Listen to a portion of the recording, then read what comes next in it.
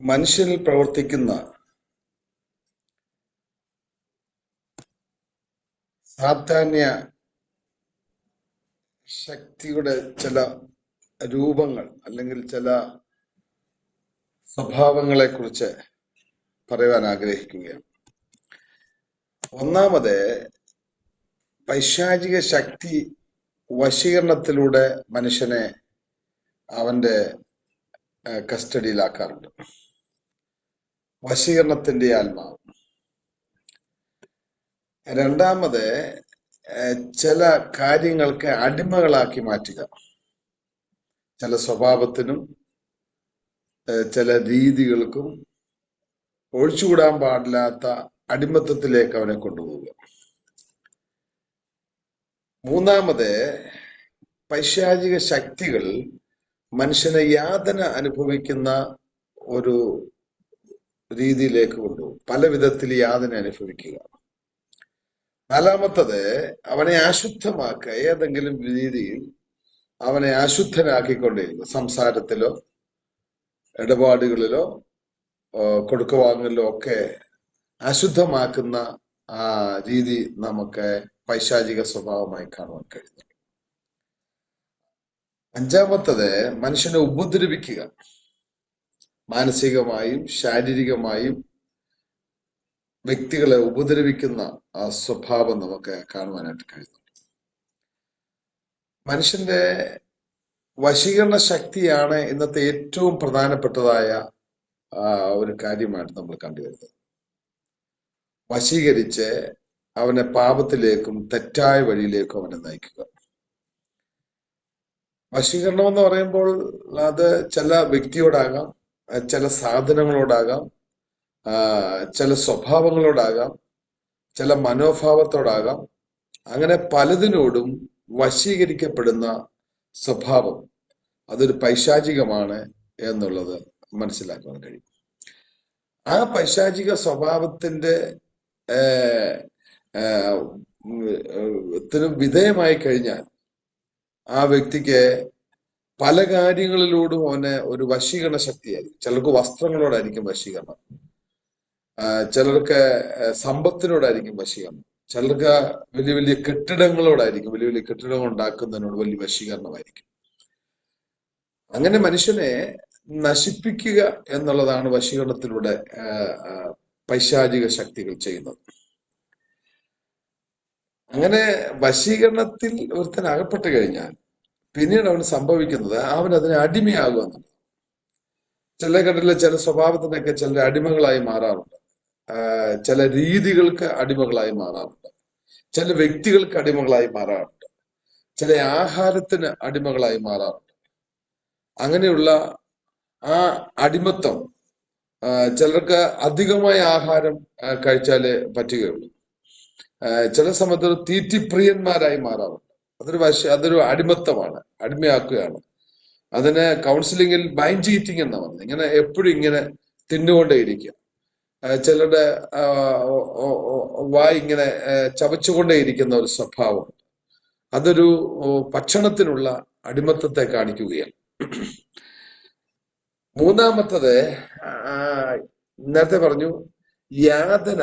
യാതന എന്ന് പറയുമ്പോൾ പല വിധത്തിലുള്ളതായ കഷ്ടനഷ്ടങ്ങളിലൂടെ കടത്തിവിടുക. സാമ്പത്തികമായ കഷ്ടങ്ങളിലൂടെ കടത്തിവിടുക, ശാരീരികമായ കഷ്ടങ്ങളിലൂടെ കടത്തിവിടുക, അതുപോലെ തന്നെ ബന്ധങ്ങളിലുള്ള യാതനകൾ. ബന്ധങ്ങൾ സ്വൈര്യമായി പോകത്തില്ല, ബന്ധങ്ങൾ സന്തോഷകരമായി പോകാൻ പറ്റാതെ വണ്ണം യാതന അനുഭവിക്കുന്ന, മാനസികമായ അസ്വസ്ഥ അനുഭവിക്കുന്ന ഒരു വ്യക്തിയായി മാറുകയാണ്. സത്യത്തിൽ അതിന്റെ പിന്നിൽ പ്രവർത്തിക്കുന്ന ഒരു പൈശാചിക ശക്തിയാണ് എന്നുള്ളത് മനസ്സിലാക്കണം. ഒരുത്തനെ അശുദ്ധമാക്കുന്നത് അവന്റെ സംസാരം അവനെ അശുദ്ധമാക്കും. ചിലരുടെ സംസാരങ്ങൾ എപ്പോഴും അശുദ്ധമായ രീതിയിലുള്ള സംസാരങ്ങളാണ്.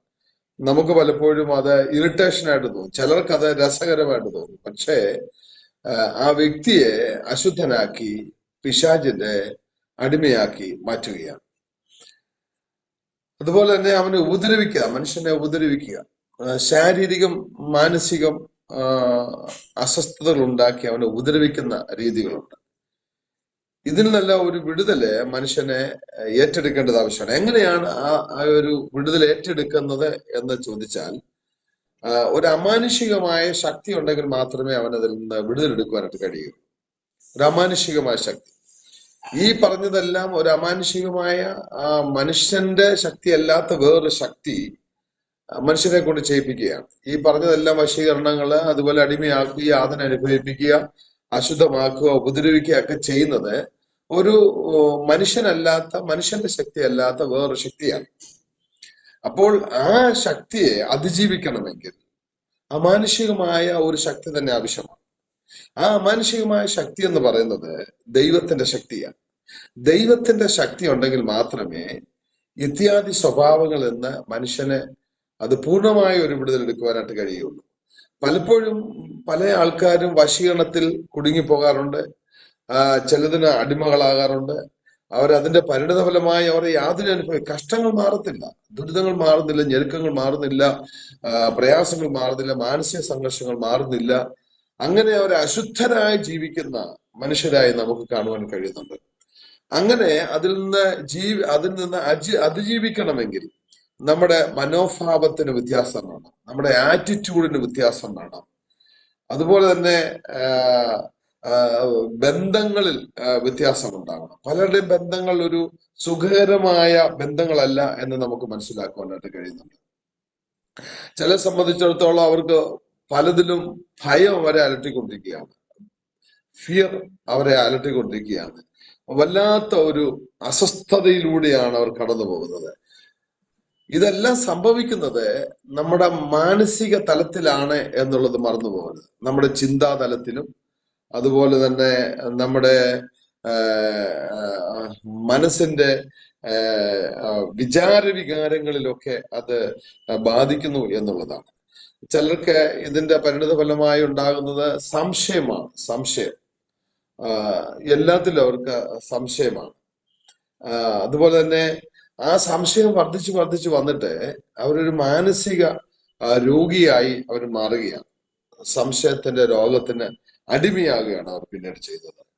അങ്ങനെയുള്ള ആ സ്വഭാവത്തിൽ നിന്ന് ഒരു വിടുതൽ ആവശ്യമാണെങ്കിൽ, ആവശ്യമുണ്ടെങ്കിൽ നിങ്ങൾ ചെയ്യേണ്ടത് നേരത്തെ ഓർപ്പിച്ചത് ഒരു അമാനുഷികമായ ശക്തി നിങ്ങൾക്ക് ആവശ്യം. ആ അമാനുഷികമായ ശക്തിക്ക് ഞാൻ കൊടുക്കുന്ന പേരാണ് ദൈവം എന്ന പേര് കൊടുക്കുന്നത്. ആ ദൈവത്തിന്റെ ശക്തി ഉണ്ടെങ്കിൽ മാത്രമേ നിങ്ങൾക്ക് ഇത്യാദി കാര്യങ്ങളിൽ നിന്ന് വിടുതൽ എടുക്കാനായിട്ട് കഴിയുള്ളൂ. പലരുടെയും ജീവിതത്തിന്റെ താളം തെറ്റുന്നതിന്റെ കാരണങ്ങളാണ് ഇതെല്ലാം പറഞ്ഞത്. പലരുടെയും ജീവിതം തെറ്റിക്കൊണ്ടിരിക്കുകയാണ്, ജീവിതത്തിന്റെ താളങ്ങൾ തെറ്റിക്കൊണ്ടിരിക്കുകയാണ്. കുടുംബജീവിതത്തിന്റെ താളങ്ങൾ, സാമ്പത്തികത്തിന്റെ താളങ്ങൾ, ജീവിത ശൈലിയുടെ തന്നെ താളങ്ങൾ മാറി തെറ്റിക്കൊണ്ടിരിക്കുകയാണ്. അത് മാറാതെ, അങ്ങനെ തെറ്റാതെ, തെറ്റിൽ നിന്ന് ശരിയിലേക്ക് വരണമെങ്കിൽ നിങ്ങൾ തിരുത്തുവാൻ നിങ്ങൾ തയ്യാറാണ്. തെറ്റുകളെ തിരുത്തുവാൻ ഒരു വ്യക്തി തയ്യാറാകുമ്പോൾ മാത്രമേ ഇതിൽ നിന്നെല്ലാം വിടുതൽ കിട്ടുകയുള്ളൂ. തെറ്റ് ഉണ്ടെന്ന് ആദ്യമേ സമ്മതിക്കണം. ആ തെറ്റിനെ സ്വയമായിട്ട് തിരുത്തുവാനായിട്ടുള്ള ഒരു തീരുമാനം എടുക്കണം.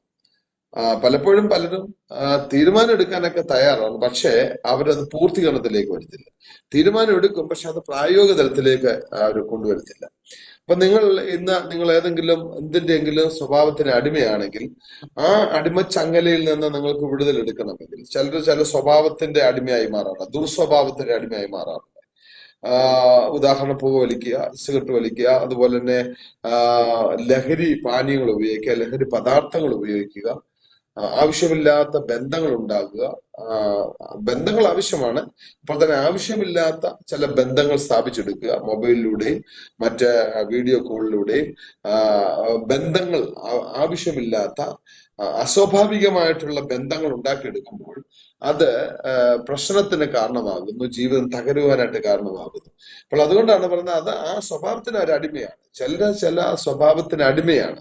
എങ്ങനെ അടിമയാകുന്നു എന്ന് ചോദിച്ചു കഴിഞ്ഞാൽ ഈ പൈശാചിക ശക്തിയുടെ സ്വാധീനം അവരിൽ ഉള്ളതുകൊണ്ടാണ് അങ്ങനെ അടിമയാകത്ത തീരുന്നത്. അവർക്ക് നല്ല സുഖകരമായ ബന്ധങ്ങൾ ഉള്ളതാണ്. ഭാര്യ ഭർത്തൃ ബന്ധമുണ്ട്, മക്കളുമായിട്ടുള്ള ബന്ധമുണ്ട്, നമ്മുടെ റിലേഷൻഷിപ്പുമായിട്ടുള്ള ബന്ധങ്ങളുണ്ട്. ആ ബന്ധങ്ങളൊക്കെ നിലനിർത്തി കൊണ്ടുപോകാൻ മനുഷ്യൻ ശ്രമിക്കേണ്ടതാണ്. അതിനപ്പുറത്തേക്ക് പോകുന്ന ബന്ധങ്ങളൊക്കെ അത് അവന്റെ ജീവിതത്തെ തകർക്കും, അവന്റെ ലക്ഷ്യത്തെ തകർക്കും, അവന്റെ മാനസിക നിലയെ തകർക്കും, അവന്റെ ജീവിതം ഒരു കുഴഞ്ഞ അവസ്ഥയിലേക്ക് മാറുവാനായിട്ട് ഇടയായിത്തീരും. ചിലരൊക്കെ രഹസ്യബന്ധങ്ങൾ പുലർത്തിക്കൊണ്ടിരിക്കുന്ന ആൾക്കാരുണ്ട്. രഹസ്യബന്ധങ്ങൾ, ആ രഹസ്യബന്ധങ്ങൾ ഒരു ദുഷിച്ച സ്വഭാവത്തിന്റെ അടിമത്തം അവനിൽ ഉള്ളത് കൊണ്ടാണ് രഹസ്യബന്ധങ്ങൾ പുലർത്തുവാനായിട്ട് പോകുന്നത്.